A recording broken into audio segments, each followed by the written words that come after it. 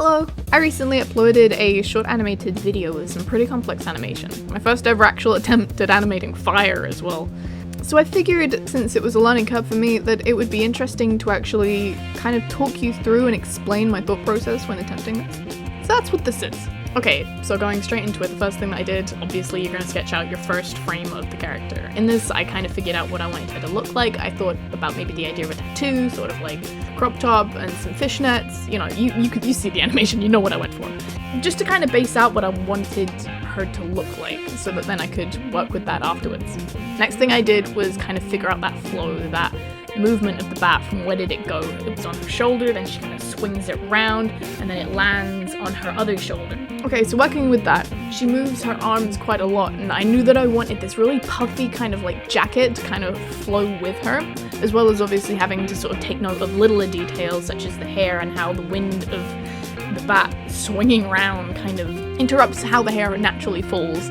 Now that I got that, and we figured out how the arms actually move with the character, how the clothes fold, how it swings around, things like that. The general shapes. The next thing I kind of worried about, arguably the most important thing, line art, as you can see. For the line art, I used this kind of as my second sketch just to detail everything, as my primary sketch is always very rough. After I've kind of got the general gist of that, like the outline, I try and figure out where I want the line art to be thicker. As you can see, in some parts, I actually went for full black shadow, and I also went for the black of the choker and the crop top. Little things like that just kind of make it easier to not have to worry about those really dark shadows, so it's easier to animate with everything else. After I've got my keyframes fully lined, I then went in for my first set of in-betweens. Here is kind of where I tend to readjust what the speed is. I tend to always work on a frame rate of about 30 FPS, but I always kind of jump between working on 1s, 2s, and 3s for the majority of my work.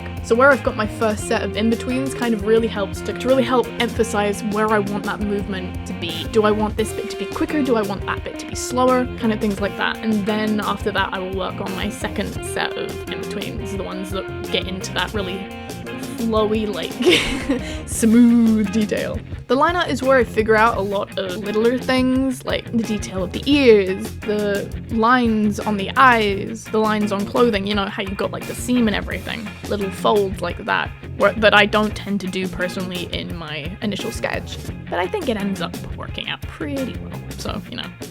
But, you know, plenty of people do like a first sketch of their animation, then they do a detailed sketch, and then they go over for their final kind of like render. But this way works pretty well for me, so, you know. Next thing I tend to be quite concerned about, as you should be, is the colors. This is where I put down my flats. I make sure that I have colors that complement each other, that I like the saturation of, you know, I like how they look, kind of thing. The next thing that I kind of worry about, as I should, is the fire. The most intimidating part of this entire project. I've had references, you know, I've done like little sketches in my sketchbook to make sure I understand what I want roughly for my stylization to be. I still don't really know how to stylize fire. I still don't really know what fire looks like, but this definitely helped me kind of figure out that general flow and the kind of messiness of it. I didn't really need it to be too clean. It ends up looking like really clean in the animation, but the fact is itself, it wasn't very clean. So what I used was the lasso fill tool to kind of sketch out the entire thing, even though the sketch was the final render. I did this on a color dodge layer above everything. Please, for the love of God, if you're gonna do lighting, have your shadows on the layer underneath and have your layer of lighting be at the very top. Just trust me, okay? It makes it actually look good instead of muddy or just anything. Now that I've got my fire, it's kind of like the final touch stage, adding in that lighting. I made sure that I had a multiply layer of roughly like a cyanish kind of color over the entire character so that she was somewhat in shadow. And after that, I went through the very long process, but very, very satisfying process of animating the flat cel-shaded lighting over the character, trying to figure out how does the fire hit the character? How does that light bounce off of her? Where is she gonna be lit up? Where is she not gonna be lit up?